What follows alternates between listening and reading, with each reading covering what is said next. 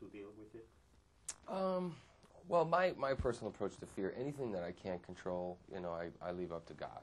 I pray about it as much as I can. I can only, really focus on the things that I can control, and take care of my family, try to be a good person, and that's about it. Because you start worrying about it too much, and you just can't enjoy life. I don't want to go through life being scared.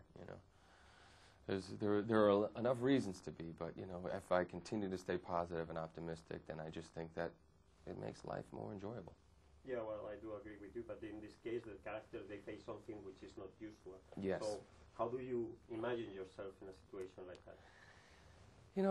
Knight asked me one day when we were on the porch doing the scene where I knock on the window and we just want to get some food for the little girls, and the people inside are very paranoid and the little boys start getting out of control. Knight asked me one day, how would you do this scene?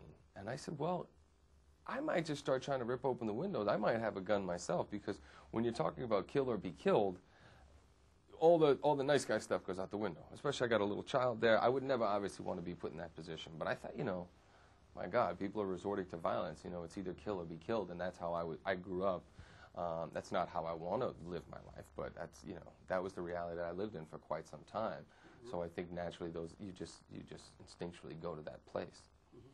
Something that I like of your character is that somehow reminds me to classic characters. I mean, like Hitchcock characters. Mm-hmm. Some usual everyday people that has to face extraordinary situations. Did you find inspiration in those films, or you? Yes, but I didn't want to find too much inspiration to the point where I started borrowing from them, because I really felt like Knight is a master of this kind of film, and I'd never made a film like this before. So I just wanted to completely trust in him. I committed to making it with him. I committed to doing exactly what he asked me to do, and so I didn't want to go there, because then I would start having more ideas and more things, and it would just cause more tension between me and him.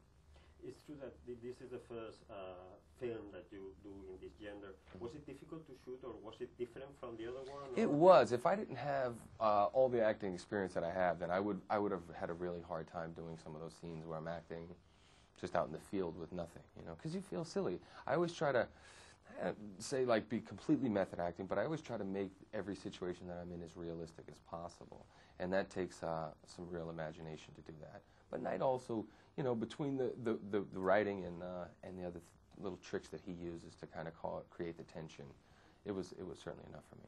But something that I have liked of this film is that there is not too much special effects, not really an FX film. So, and this is great, because you create mystery out of nothing, out of a story, not a technical side of it. Yeah. What do you think about it? I think it's just a testament to exactly how talented he is and how creative he is. To just take a bunch of people, go out in the field, and create this. I can only hope to be able to do something even close to that in the future.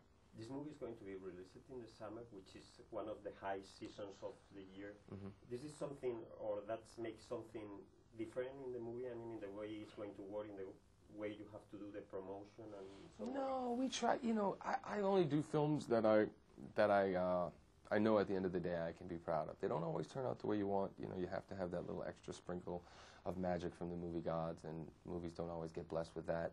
But I at least know going in now that I'm going to be proud. As long as I make the director happy at the end of the day, then I'll feel satisfied in that, and now we'll move on to the next thing.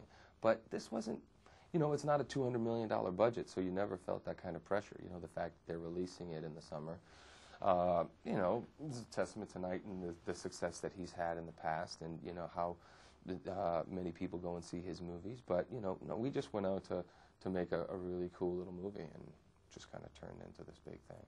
Why do you think these kind of movies usually don't make it to the Oscars and this kind of award? The Sixth Sense do it, but not really many films do it. Why? Why so? Because they are interesting, they tell us things about us? No, I don't know. I've never really thought about it. I never really thought about the Oscars until they mentioned my name one day, and I was like, whoa, well, thank you. I'll get me a tuxedo and I'll go. But, there always seem to be different kind of films getting that kind of recognition. But, I don't know, kind of scary movies. I don't know if people take them as seriously or not. I've never really thought about it. That's a very interesting question. I guarantee I'll spend a good portion of the afternoon trying to figure that out. if you find out, yeah, I'll call you. Let me know. Yeah. What would you like audience to think after seeing the movie?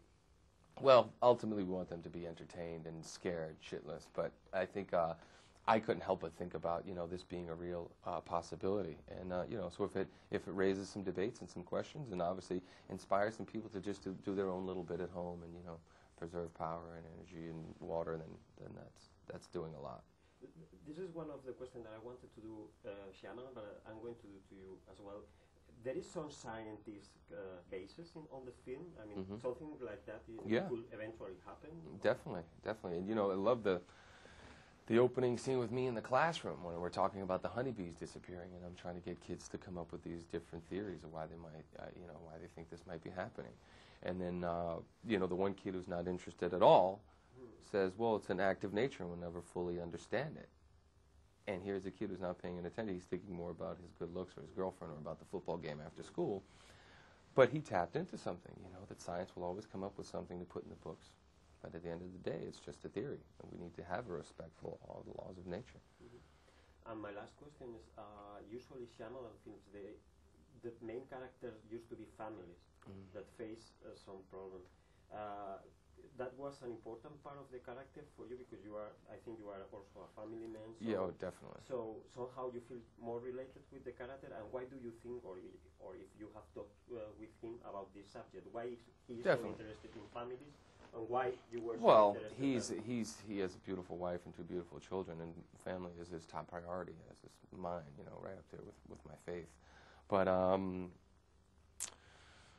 instinctually, like the role of the young girl, who's John Leguizamo's character's daughter, I think, had I been asked to play it any differently, I couldn't have, I mean, I instinctually am a caretaker, and provider, and I see a little girl, I want to hang out with her. I'm also entertained by kids, and I spend half of my time trying to entertain them. But I got sidetracked from the question, I apologize. No, that he used all the time, like, families as a part of the plot. And so what do you think about it, and how do you feel about it? Well, family is everything, and everybody in the audience can relate to family. Men, women, children, I mean, who cannot, That's all. Thank you very much. Sorry about that. I apologize. I started thinking about